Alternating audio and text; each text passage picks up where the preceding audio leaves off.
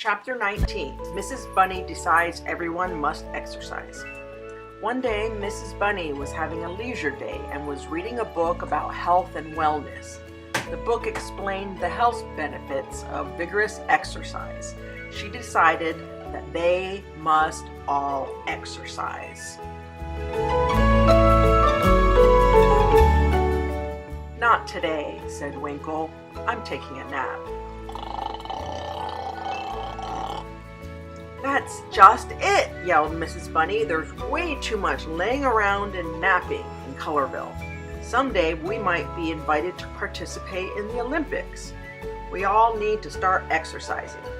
Mrs. Bunny knew her lazy crowd would only join in if it was really fun. "What if I get hurt?" asked Tito nervously. He wasn't lazy or sloth-like most of the rest of them were, but he had a severe anxiety problem. He worried all the time and got so nervous his eyes bulged.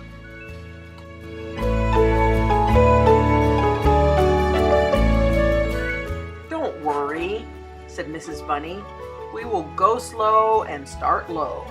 There was a lot of muttering under the breath going on, but Mrs. Bunny didn't let it bother her. She knew that her kingdom was a mess with lethargic subjects. Mrs. Bunny texted everyone, but after waiting a half hour, no one had shown up.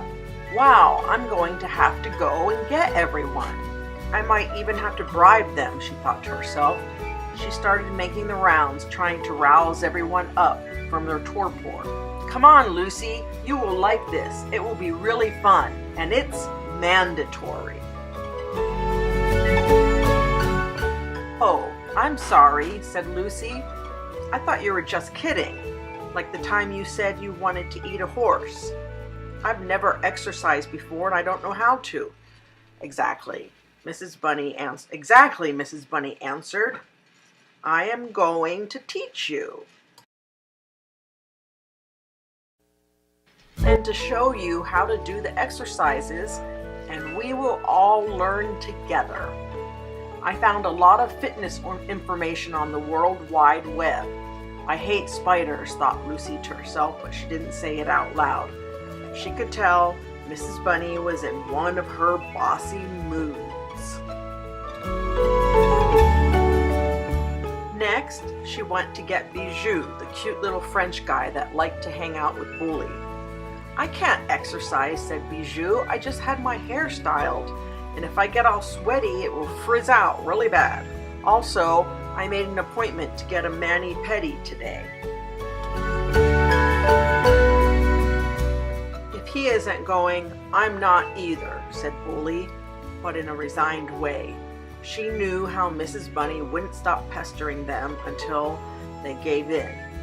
"You both are joining in. It's mandatory," said Mrs. Bunny.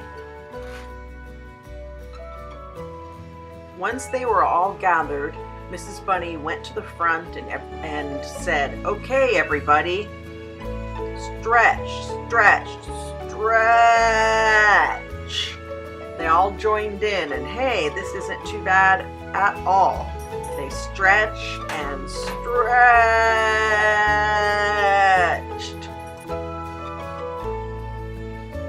"Next, we are going to run around the entire field," said Mrs. Bunny, and she took off. There were some grumblings. However, they all followed her at a much slower pace. "Keep up," she called out.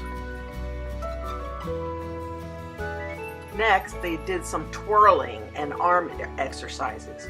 "Hey, this is pretty fun," said Lily. "Feels a lot like my dance class. I love to twirl." "Don't keep it up if you start to get dizzy," warned Mrs. Bunny, ever concerned with their safety.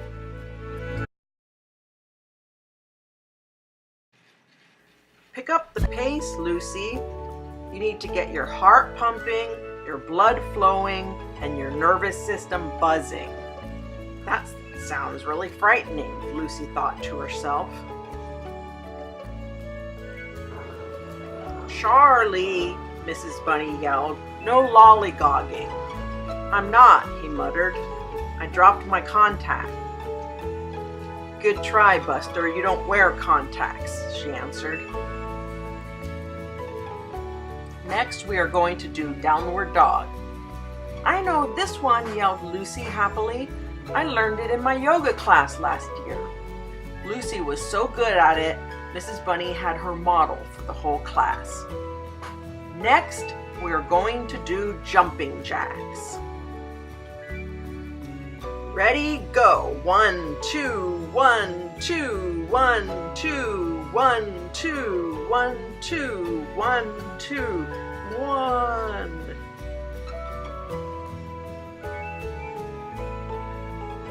Wow.